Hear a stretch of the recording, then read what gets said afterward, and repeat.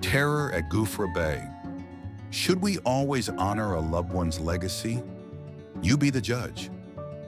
6 weeks ago, on a bitter February morning, the village of Bay du Gouffre, now known as Bay Saint-Paul, marked the first anniversary of Edward Blackburn's death.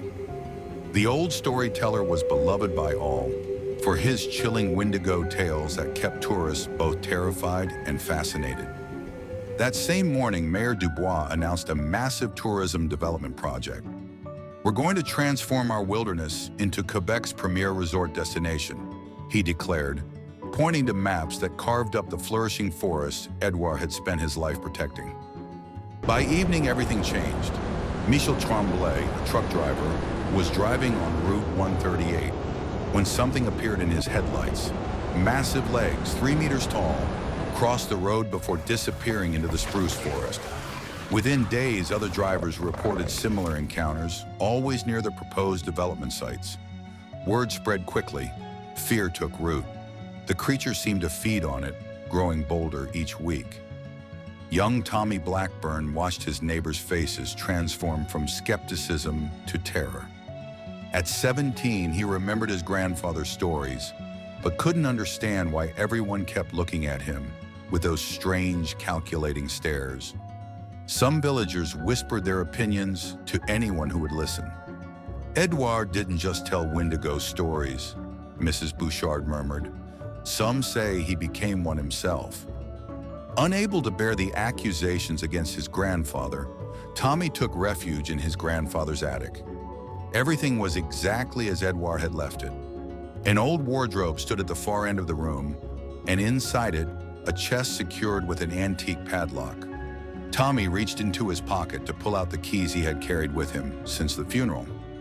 Upon opening the chest, Tommy's face relaxed as he spotted the journal resting inside. When he opened it, each page displayed detailed sketches of wendigos, a skeletal wolf's body topped with a massive deer skull and branching antlers. These weren't just illustrations, but well-established construction plans, all followed by the same note: small prices to pay for preserving what matters. Tommy smiled despite himself. "I kept my promise, Grandpa. Your secret is safe with me." Grandpa's Wendigo looked nothing like the apparitions the drivers were describing. Then his blood ran cold upon seeing the last page.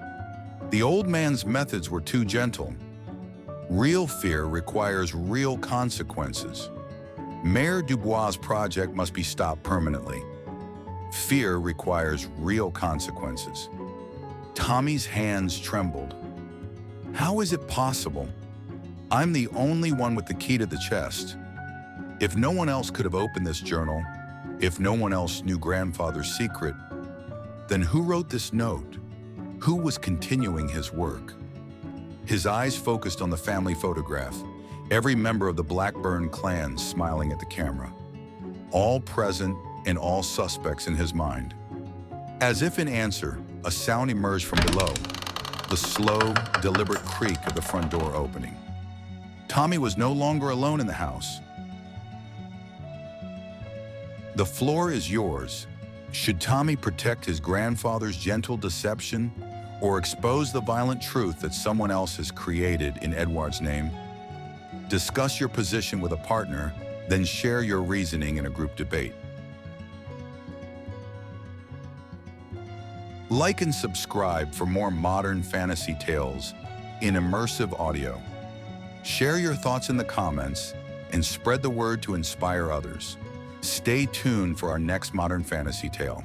Thank you for choosing to invest in your communication skills. Until next time, take care of yourself.